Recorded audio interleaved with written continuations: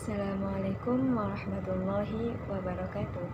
Nama saya Yuni Eka Anjani, NIM 53020190055, kelas IATP, mata kuliah Studi Islam Indonesia, dosen pengampu Neni Mutiatul Awalia MAG. Video ini dibuat guna memenuhi tugas UTS, mata kuliah Studi Islam Indonesia. Di sini saya akan menjelaskan tentang Islam dan pluralisme di Indonesia. Pembahasan yang pertama yaitu definisi Islam. Islam secara umum dipahami sebagai agama yang dibawa oleh Nabi Muhammad SAW. Agama Islam merupakan salah satu agama terbesar yang dianut oleh umat Islam di dunia. Salah satu ajarannya ialah untuk menjamin kebahagiaan hidup pemeluknya di dunia dan di akhirat yang sudah termaktub dalam Al-Quran dan hadis. Salah satu isi dari kandungan Al-Quran adalah tentang kisah-kisah terdahulu yang memberitakan tentang hal ihwal umat yang telah lalu, kenabian yang terdahulu, dan peristiwa-peristiwa yang telah terjadi. Masuk pada pembahasan kedua, yaitu definisi pluralisme. Pluralisme berasal dari kata plural, yang berarti jamak atau lebih dari satu. Pluralis yaitu bersifat jamak atau banyak. Pluralisme adalah hal yang mengatakan jamak atau tidak satu. Contohnya kebudayaan. Misalkan berbagai kebudayaan yang berbeda-beda di suatu masyarakat. Pluralisme melindungi kesetaraan dan menumbuhkan rasa persaudaraan di antara manusia, baik sebagai individu maupun kelompok. Pluralisme menuntut upaya untuk memahami pihak lain dan kerjasama mencapai kebaikan bersama. Pluralisme adalah bahwa semua manusia dapat menikmati hak dan kewajibannya setara dengan manusia lainnya. Masuk pada pembahasan yang ketiga, yaitu pandangan Islam terhadap pluralisme. Pada 28 Juli 2005, Majelis Ulama Indonesia atau MUI menerbitkan fatwa melarang paham pluralisme dalam agama Islam. Di dalam fatwa tersebut, pluralisme didefinisikan sebagai suatu paham yang mengajarkan bahwa semua agama adalah sama, dan karenanya kebenaran setiap agama adalah relatif. Oleh sebab itu, setiap pemeluk agama tidak boleh mengklaim bahwa hanya agamanya saja yang benar, sedangkan agama yang lain salah. Pluralisme juga mengajarkan bahwa semua pemeluk agama akan masuk dan hidup berdampingan di surga. Islam memandang pluralisme sebagai sikap saling menghargai dan toleransi terhadap agama lain. Namun, bukan berarti semua agama adalah sama. Artinya tidak menganggap bahwa dalam Tuhan yang kami sembah adalah Tuhan yang kalian sembah. Namun demikian, Islam tetap mengakui adanya pluralisme agama, yaitu dengan mengakui perbedaan dan identitas agama masing-masing.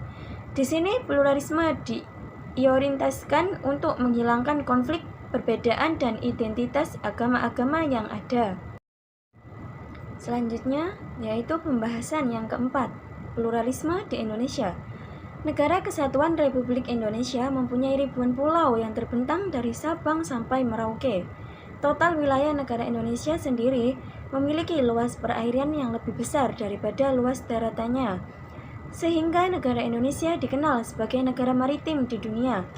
Pada saat ini, perbedaan agama telah menjadi salah satu masalah besar yang patut untuk memperoleh perhatian serius. Sedemikian seriusnya masalah ini, sampai-sampai dapat menimbulkan perpecahan suatu bangsa, terjadinya konflik sosial, hingga timbulnya perang sipil di antara warga negara. Tidak bisa dihindari bahwa adanya fenomena pluralisme, terutama pluralisme agama di Indonesia. Problem dan konflik antar umat beragama akan terjadi apabila pluralisme agama tidak disikapi secara tepat dan cermat. Dan sudah terlihat pada kenyataannya bahwa konflik agama banyak terjadi. Perlu adanya pendekatan-pendekatan yang tepat untuk mencari solusi dan menangani konflik antar umat beragama. Salah satunya, umat beragama menciptakan hubungan yang baik.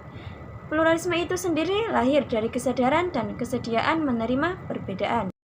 Masuk pada pembahasan yang terakhir, yaitu pemikiran Kiai Haji Abdurrahman Wahid tentang pluralisme agama.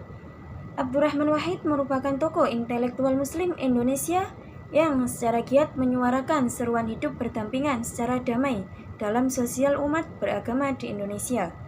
Beliau mengatakan demi tegaknya pluralisme masyarakat, bukan hanya terletak pada suatu pola hidup berdampingan secara damai, karena hal itu masih rentan terhadap munculnya kesalahpahaman antar kelompok masyarakat, yang pada saat tertentu bisa menimbulkan disintegrasi.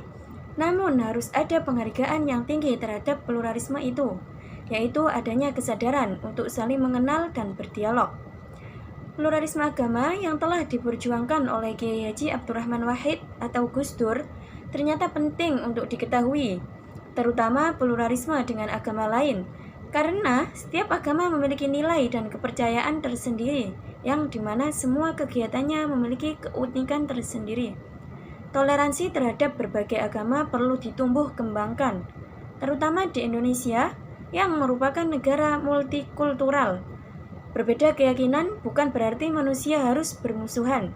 Hubungan agama Yahudi, Kristen, dan Islam sudah lama terjalin, terutama di Indonesia. Sikap saling menghormati harus ditanamkan pada diri manusia agar tidak memandang perbedaan sebagai permusuhan karena agama. Demikian yang dapat saya sampaikan, kurang lebihnya mohon maaf yang sebesar-besarnya. Terima kasih. Assalamualaikum warahmatullahi wabarakatuh.